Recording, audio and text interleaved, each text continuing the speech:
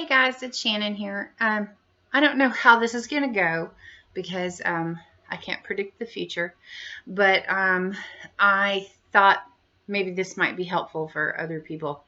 I don't know. This doesn't always turn out well. Um, this is my production red.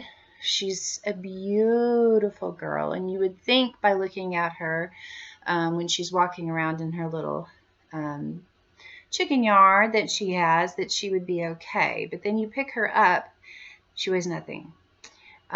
So she's already, unfortunately, she's already made the poo that has all the white in it. And usually that's when their body is shutting down. So this is a last ditch effort here. I didn't realize that she was so underweight until yesterday because, like I said, she looks perfectly healthy unless you pick her up. That's why you should really try to pick up all of your birds at some point or another. But she's acting like maybe she ate something bad or something. So what I'm going to do is normally I used to go into tube feeding right away, but then there was a lot of cases where I would tube feed and because their body was shutting down, they would throw it up and aspirate it. And then, I couldn't tell if they just threw it up or if, because they had died or if it literally just helped them along to die. So anyway, I'm going to try to give this little one, this big one, she's actually a full-size hen. She's beautiful. And I'm going to try to give her some pellets instead of tube feeding her. And then I'll tube feed her water after I've got some pellets in her, or I'll see if she'll drink some water. I don't even know if she'll take the pellets. So that'll be another question in itself. I've washed her bottom. And I've washed her feet, so her feet are nice and clean. They were very caked with mud and stuff, and that's all a sign of them just being too tired to take care of themselves. So, because she has puddle water to wash her feet and all kinds of things, and she's been craving grass. To the point where, like, when you open the door, she hopped at, of her run, she hops out and tries to eat grass. So I've been giving her some grass, and she's been eating it, but it's not really digesting. So anyway, I'm going to show you how, what I do, how I do what I do. This is, when you feed a hen in any way, you want to make sure that you know how the body works to the bird. When you're looking for when the food goes down, or you're looking for when the tube goes down when you're feeding and stuff, you're going to find it on this side of the body, because this side of the body is where the tube to the crop goes, and then the crop is down here. This side of the body is where the air tube goes to the lungs. So it goes to this side, goes to the heart, towards the heart, and then goes to the lungs. And I know this because I've done a bunch of necropsies. And, she could have coccidiosis, so I will treat her for that. And I use totrazeril for that. I am not a vet. I'm not, I'm not a doctor in any way, veterinarian. I'm just doing what I normally would do for my birds, because they are poultry, and we raise this particular bird for her eggs, because she is a production red, which is supposed to be a very hardy, very good egg layer. And so anyway, so I'm going to try to feed her, and you're going to want to always put the food on this side of the mouth, because if you put it on the other side of the mouth, it has a better chance of getting into the airway. So I'm going to try some of these. I don't know if she'll eat them. I'm going to take my nail and just kind of put it on that side of her mouth. She seems to be doing okay, so we're going to continue that. Now, the one thing about doing this is, at some point as you're doing it, you're going to need to check the neck. because sometimes when you're hand feeding, especially when you're hand feeding, stuff that's like this long, which is great because it goes in faster and they get fed faster. But when you're doing that, sometimes it can get clumped up in the throat. And so you're going to have to massage the tube that goes to the crop to make sure that you don't get a bunch of pellets crammed in there all at one point. You have to massage them so that they kind of divide up. And like I said, I'm not a vet. This is just what I do. This is how I do this for my own birds. And she's a little on the lethargic side. So I'm going to see if I can get a little in her. She didn't look lethargic, but now that I've given her a chance to I put her in a kennel for a while, and then I cleaned her up, and she really is a very sweet, beautiful girl. But for some reason, something's going on. And all kinds of things can happen. They can be stung by something that is in their coop. They can just have something, that you just don't know about. They can have cancer. They can have all kinds of weird things wrong inside, and you won't know that until you have opened them up after they've passed, and that's never fun to do. But for me, it's good, because if I have a bird who is in the same coop as another bird or same run as another bird, and one bird dies for whatever reason, and I can go and take that bird and open it up and find out that the bird has something wrong that I can fix, like worms. Maybe they have too many worms,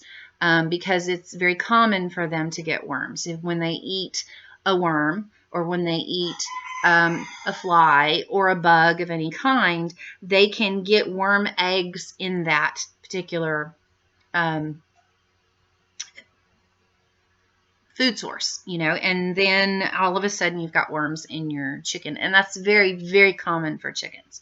So that's why we worm our chickens every once in a while with, I think we use ivermectin. And we basically put it, like you would with a dog or whatever, we basically put it kind of between the shoulder blades. And you just have to be careful, because when a bird sleeps, sometimes it will tuck its head between its shoulder blades. So you want to make sure that you're not putting the ivermectin right where the bird tucks its head, because, that would be hard on the bird. So she seems to be taking these okay. I'm going to, continue to give them to her until she's got some in her crop. And then I'll put some water within her reach to see if, she'll drink. I'm trying to see if these are going into her crop. It's easier when you've got like a bantam or a naked neck or something, because everything's there. There's no feathers to obstruct your view. And her crop is just empty, completely empty. So this food hopefully will be good. And it's amazing. You can do this. They can be in bad shape. Of course, she's not looking good at all. But they can be in bad shape, and you can do this, and they can do well. All of a sudden just like perk up. But she has already done that white poop, and it's always a very bad sign, because that white is a sign that their kidneys and stuff are getting rid of the urates and all of that kind of stuff. And so she, I wouldn't put it past her to actually have spasms right here on my lap. So hopefully she doesn't do that. Let's hope. Sweet girl. Okay. So I keep checking to make sure that we don't have a bunch stuck in her food tube. Okay. And, okay, so I'm going to pause this. I'm going to see if I can get some of this in her, and we're going to see how she does. Very sweet girl. Okay, so she stopped swallowing them, so we're going to have to go ahead and do the tube. I really didn't want to have to do that, but if you look in her mouth, which I'm not sure if you'll be able to see, but there is, well, it's gone now, but she, you know, I put the feed here on the side like that. You see? And then her job is to swallow. And she's not doing it. And I really don't like to tube feed because they have a chance of aspirating. Okay, so I'll keep trying a little bit longer and we'll see, but it looks like I'm probably going to have to tube feed. Okay, so she did stop swallowing, so I am going to have to tube feed her. Now, I'm going to go ahead and give her totrosaril. A lot of times I will, put a little tube so that it can go down to her throat and into her throat, but I've found that it doesn't work as well. It's almost as if they need to get that dosage in their mouth and down their throat, as if it's like skipping part of the area. So I'm going to go ahead and I'm going to put it in her mouth, which she's not going to like very much. The tube she won't like either, but so I'm just going to put some in her mouth a little at a time. And dosage wise, you're just going to have to look online because I don't trust giving anybody my dosages because I base it on the size of the bird. I know, sweetheart. I know. It sucks.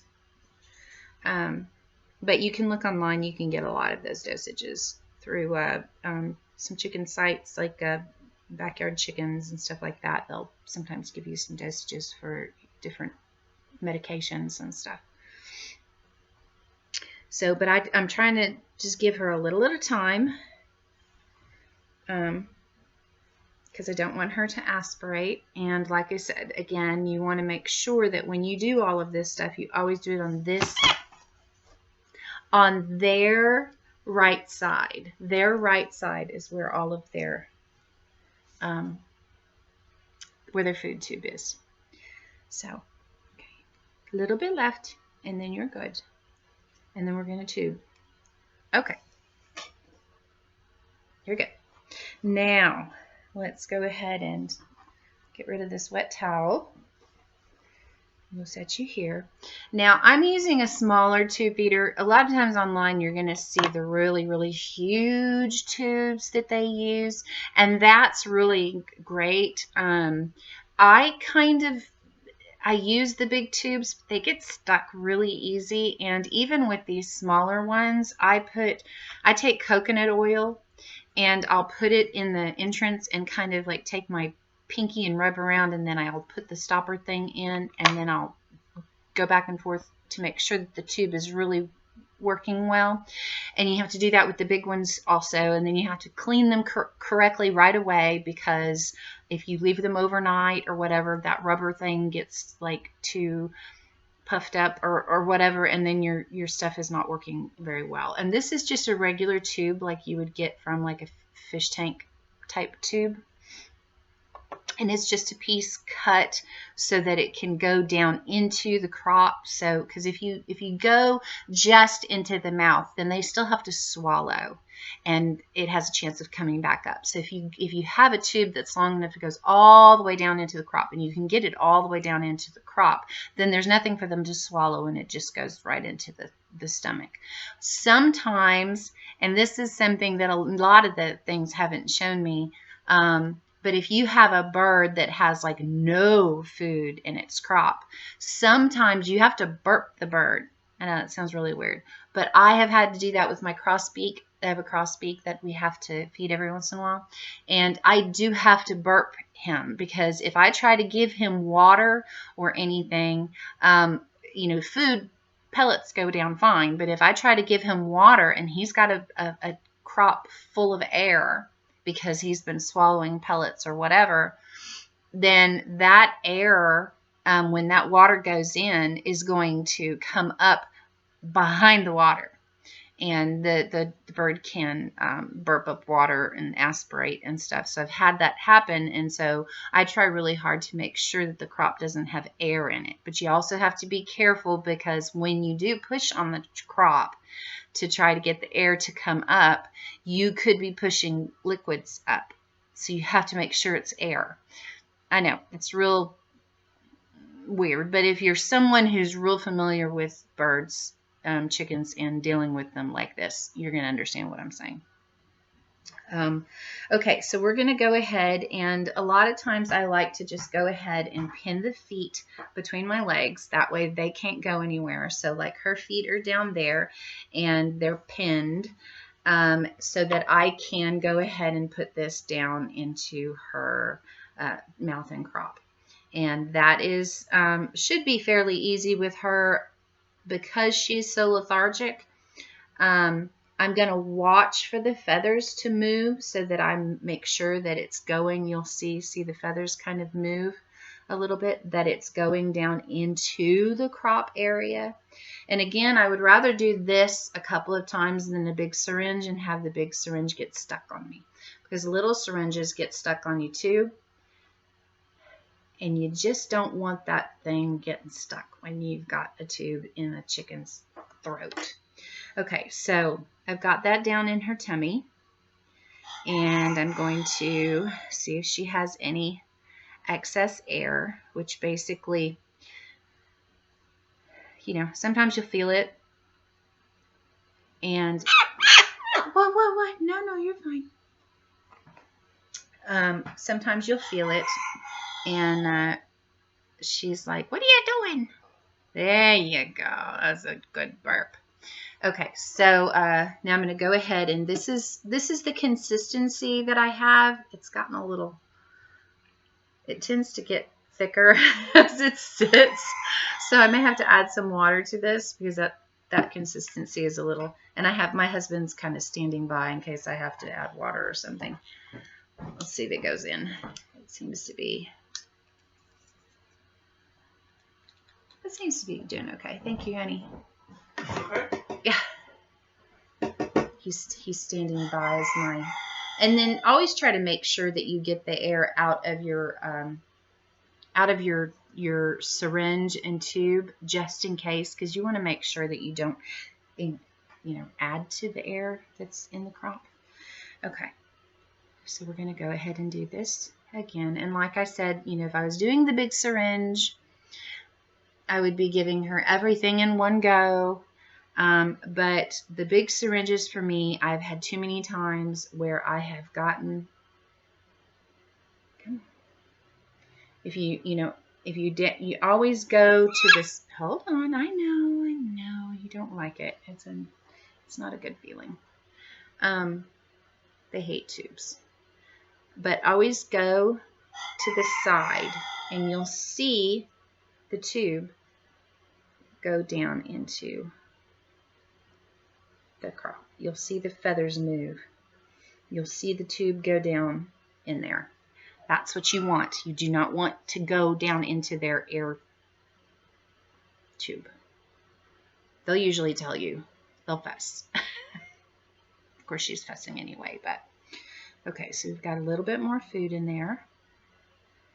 Now, this is no guarantee that she's going to survive this, whatever she has, whatever's causing her to be extremely thin. And you can always tell if they're really thin, not only by picking them up, but also when you look at this part of their anatomy. This bone right here, this breastbone, is very sharp. If there's no fat around it, if you can feel that like a lot, then they're thin. And you can, you can take this and you can add an egg yolk to it for some extra fat, some extra calories, and sometimes that works really, really well. For her right now, I don't want to overwhelm her system because I don't know what's going on. And so sometimes if you add fat and stuff, then it can overwhelm their their gallbladder type, you know, and then you don't want something like that to happen. So you want to make sure that you're giving them the nutrition that they need before you overwhelm them with something. But egg yolk is usually, I mean, it comes from mixed babies. So you would think it's pretty good for them. And I do the egg yolk often, but I have learned lately that sometimes if the egg yolk comes up, it's a little slimier. They can't swallow it, and you don't want that slimy stuff to get in their mouth and in their airway. So sometimes it's just best to give them the feed. Hey, Dad, can you bring that bottle here, that feed here? So no, the feed that I can show them what the container looks like. That little bags have about? No. The It's that? Yes, thank you. There we go. Like a little Pictionary. Oh, she's fighting me. I didn't pin her legs well enough. Here we go. They don't like being tube fed. Some of them get a little used to it, but some just don't like it. And I like to do it slowly rather than do the fast. Okay, this is what I use for tube feeding. It works really well. It doesn't clump up and get stuck in the tube. If you try to take their feed and put it in like a coffee grinder or a blender or something, it's gonna get stuck. I mean, no matter what you do. I mean, you can try to just use cornmeal or something, but sometimes it just doesn't go through. So this stuff has all the nutrition that you're going to need. You know, you're not just giving them flour or, you know, whatever. You're giving them some nutrition, and it's actually, you know, it's a KT exact hand feeding formula, and sometimes you'll find it in like the parakeet aisle, and oh yeah, if you live in New Braunfels, they have it at New Braunfels Feed, and is it in the like parakeet aisle or something? Okay, a little bit of a burp there, not too bad. And I think I can still fit some more food. And then what I'm going to do with her after this is, because this has water in it, I don't have to do a water tubing feed. It's a little thick, so let's see. So I won't have to do a water tubing feed, and so that'll be good. Sorry if that's loud. Let's see. I'd really like to give it to her as thick as possible because I don't want her to throw it up. So, and you can just keep, you know, fill the tube and then tap it on the side of something to get the air out, and then just keep filling it, and then push out the air, and you know, just do what you've got to do to make sure you don't put any air in there, because like I said, if they get air behind a food and the air comes up and that food comes up before the air, then you've got a bird that's going to have to swallow that, and you know, it's like trying to swallow a pill and having it get stuck. It's not a pleasant thing. So her crop is actually probably about, gosh, for a typical bird, her crop is just like a fourth fed. But I'm not going to, you don't want to fill the crop. You want to only get it to maybe about halfway, 2/3 max, and that's it. Because, you know, they don't feel well, and they're going to throw it up if they don't feel well. And so you don't want to overwhelm the stomach. And I did put a little bit of sugar in this particular one because I wanted to make sure. Thank you. See, they kind of have to swallow the tube. She's going to fight me. I know. Let's pain you. Pain your legs. Try again. And I'm sure her throat's probably a little dry and whatever. So she's...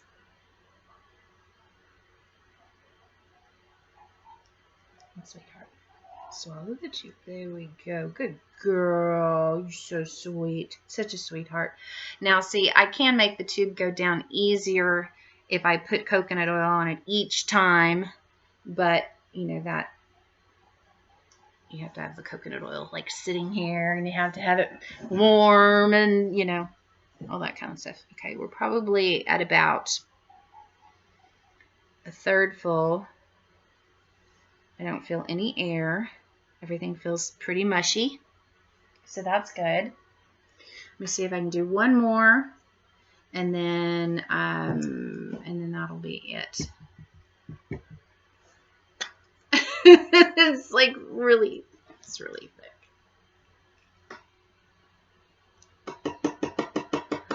Gosh, I really like it when it's thick. I hate, you know, sometimes you do it thin because you think, oh, it's so much easier when it's thinner, and then it comes right back up, and then you're like oil crud. And I really would rather this stick.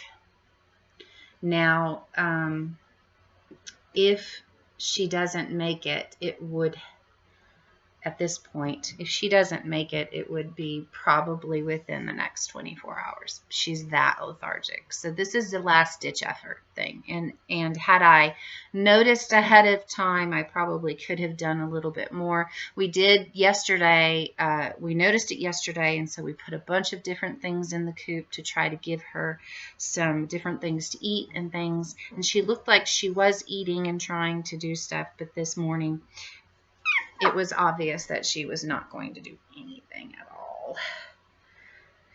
After I'm done here, I will put her in a dark area, nice cool dark area, and we will let her sleep. Someplace that's quiet, probably like a bathroom or something, and then we're just going to let her sleep. And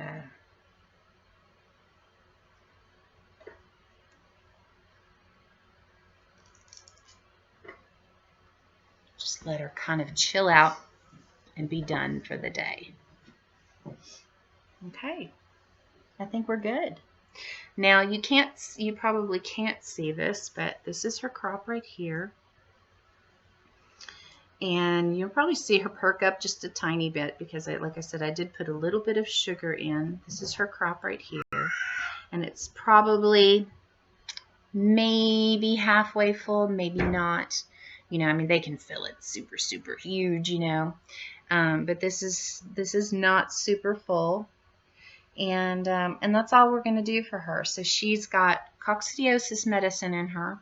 She has got exact feed, KT exact feed in her. I'm going to put her in a small kennel and make sure there's no poop or anything, like your regular, like a cat kennel. Just, you know, like this size kennel. You know, a lot of times we put them in like a laundry basket with a towel over them, anything, because just to make sure though that they're not too, you know, you don't want them flying around in your bathroom or something like that. So you want to make sure that they're nice and enclosed in. I have a really good trick with using totes, clear totes, and then you get that netting from like your fabric store, and it's usually like 90-something cents a yard, and then you just take the netting and you tie it off on the, you know, you cover your tote and you tie it off on the ends, and then you can use clothespins to keep them in. There are occasions when the bird is pretty adamant to get out, and it'll just like keep popping up until it gets out. But usually that's where we put a bird who's having an issue, and she's definitely not feeling good. Her comb is very dry. You want to get me a little bit of coconut oil warmed up, just a little bit, just enough to get some moisture in her comb. Her comb is very dry, so she's probably very dehydrated. And so I will check on her later. I'm going to give her a few hours, and then I'll check on her later to see if I can feed her again. There's a lot of times that I can't, because when they get to this point of not feeling good, sometimes their body starts to shut down and won't process the food. So we'll just see. It's going to be a cross your fingers kind of thing, because like I said, you can tell she does not feel very good at all. And let's see. Okay, I need... It's not on the I running. can't get to it, so I'll use the back of the spoon and see if I can reach it. It's a tea stirring spoon, so just warm it up in my hands, and we'll just do this. I'll just A little pampering. a little pampering, yeah. Her feet were very dry too, so I mean, you can tell. I mean, this is crazy dry. Her comb is crazy dry, so she is definitely very dehydrated. So we'll get her waddles too. It's got to make her feel a little bit better. A little bit of pampering before she goes in. So, and I will just, what I'll do is I'll have to just update you and let you know how things go. She doesn't have any sniffles. She doesn't have any signs of fowl pox, which we did run through fowl pox this summer or this season. She didn't have any of that. So this has got to be either something she ate or something that stung her or something. Usually when I've had one that's been stung, they turn very yellow, and I don't know if that's my guess, is that they've been stung, because I'll open them up and everything looks perfect, but the only thing that's wrong is like their gallbladder and that sort of stuff, where it looks like some sort of toxicity issue. And her comb is crazy dry. So let me go ahead and get her feet too. Did you little feeties? Ooh, sweet girl. Oh, I hate when they feel like this. Okay, so and then I'll keep you updated. It might be good news, might be bad news, but at least this is kind of. I just wanted to show you what I kind of do as the last ditch effort. If I haven't caught it early enough, sometimes I catch it earlier, sometimes I don't. And sometimes there's nothing you can do. Sometimes it's just something internal, and there's just not anything you can do. If they have cancer, if they have, some sort of, kidney disease or whatever, sometimes there is not one thing you can do.